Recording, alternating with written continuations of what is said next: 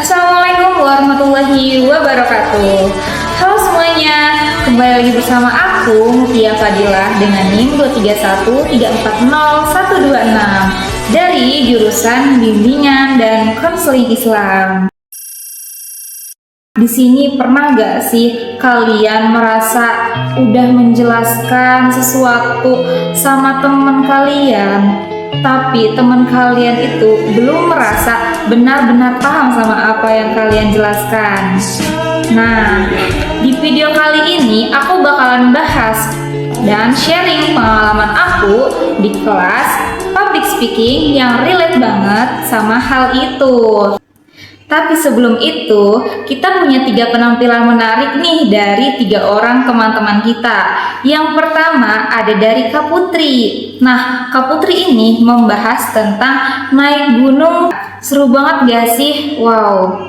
Nah, dari pembahasan Kak Putri itu yang aku bisa ambil teman-teman, bahwa sejauh apapun perjalanan kita, kalau kita sudah mencapai di tengah-tengahnya nih, jangan pilih untuk mundur. Meskipun kita merasa capek, meskipun kita merasa udah benar-benar gak ada tenaga, tapi teman-teman, kita harus tetap lanjut. Istirahat boleh, tapi kalau untuk menyerah jangan ya. Nah, itu tuh bisa loh kita pakai untuk kehidupan sehari-hari. Ketika semisal nih kita pengen nih masak yang enak, tetapi ketika kita belajar masak di dalam prosesnya itu kita masih banyak melakukan kesalahan, ya udah, daripada nyerah mendingan improvisasi lagi, coba lagi resep yang lain lagi. Siapa tahu kita nggak bisa dimasak, tapi kita bisa membuat kue, katanya sih gitu ya. Nah, tapi dari pembahasan yang Kak Putri jelaskan itu, menurut saya nih ada beberapa hal yang perlu diperbaiki. Yang pertama, interaksi sama audiensnya itu masih kurang. Yang kedua, body language-nya itu masih belum maksimal gitu. Dan yang terakhir itu, menguasai kelasnya. Dia itu belum bisa menguasai kelas. Tapi nih, dari yang aku lihat sebenarnya kalau Kak Putri ini nyaman sama dirinya sendiri, dia ini bisa loh jadi MC non formal. Nah, oke, selanjutnya presenter yang kedua itu ada dari Kak Raihan Rizky Ramadan. Penasaran gak ngebahas apa? Kak Rehan itu ngebahas tentang temannya yang bisa jadi content creator terkenal. Dari apa coba? Dari public speaking, teman-teman. Karena di pondok itu ya dulu, teman Kak Rehan ini sering berlatih ceramah, sehingga setelah keluar dari situ dia memulai usahanya, memulai karirnya dengan content creator. Sehingga sekarang udah terkenal nih.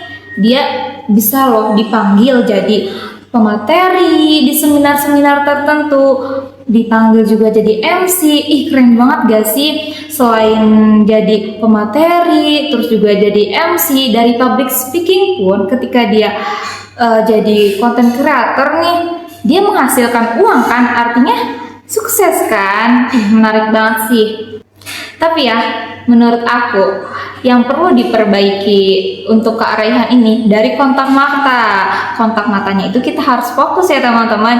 Jangan dominan ke bawah, jangan dominan ke atas gitu. Apalagi nih ketika kita buat video itu harus tetap fokus. Oke.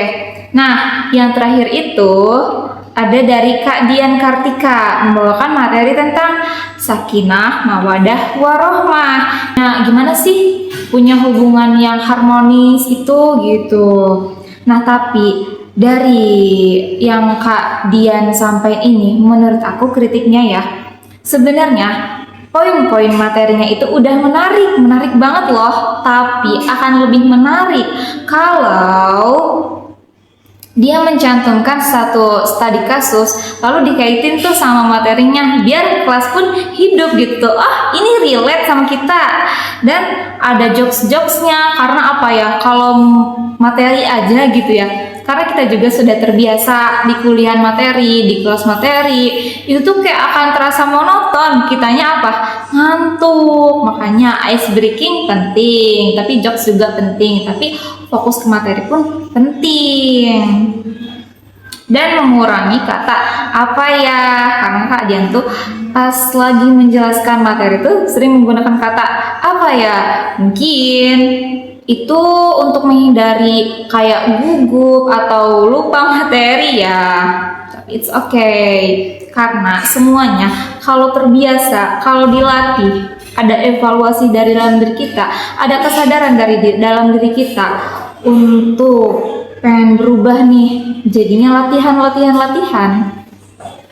Gak mustahil loh kita jadi pembicara yang hebat. Oke nih, selanjutnya hari ini juga dosen saya menyampaikan bahwa jenis pembicaraan itu ada berapa? Ada yang tahu nggak ada berapa? Jenis pembicaraan itu ada 2 loh teman-teman. Yang pertama itu berbicara di ranah pribadi, dan yang kedua berbicara di ranah publik. Apa yang bedainnya ya? Kalau di ranah pribadi itu seperti kita berbicara sama teman dekat, sahabat, bestie, dan keluarga. Tapi kalau kita berbicara di ranah publik, artinya seperti kita berbicara dengan orang-orang yang gak kita kenal dan jumlahnya lebih dari 2. Tapi menurut teman-teman penting gak sih kalau berbicara di ranah publik itu? Tentu dong, penting banget. Itu tuh sama pentingnya kayak kita berbicara di ranah publik. Karena berbicara di ranah pribadi itu bisa jadi sarana atau alat untuk kita latihan agar kita bisa lancar nih ngomongnya di ranah publik, teman-teman. Nah, tapi teman-teman ya, kalau kita berbicara di ranah publik itu ada hal-hal yang harus kita perhatikan, seperti kita harus tahu dulu materinya yang kita bawain tuh seperti apa. Terus kita harus tahu juga tujuan kita menyampaikannya. Nih, ketika saya mau menyampaikan ini nih ke kalian, kayak learning journal ini, sebenarnya selain ini tugas daripada mata kuliah public speaking, ini juga jadi sarana saya buat latihan, buat terus latihan. Dan terus juga kita harus tahu audiensnya ini, apakah audiensnya ini mahasiswa atau masyarakat umum, ataukah ke anak-anak SD atau anak SMP, SMA, TK. Itu juga kan harus diperhatikan karena dari bahasa yang kita gunakan juga itu mempengaruhi. Terus juga kita harus tahu tujuan kita menyampaikannya ini apakah untuk mengedukasi, ataukah untuk memberi informasi, atau untuk mempengaruhi teman-teman. Nah, selain itu kita juga perlu adanya untuk mengatasi hambatan atau noise dalam public speaking. Nah, kalau kita semisal nih mau nge-tag video, yang pertama biasanya kalau hambatan teknis itu apa aja? Kecerahan, teman-teman. Kecerahan itu sangat berpengaruh, kayak visualnya itu gimana, terus juga intonasi suara kita.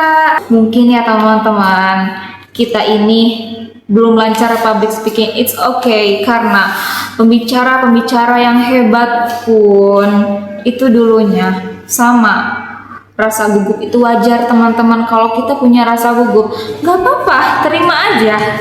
Yang penting kita ada kesadaran untuk terus berubah, untuk berlatih menjadi lebih baik.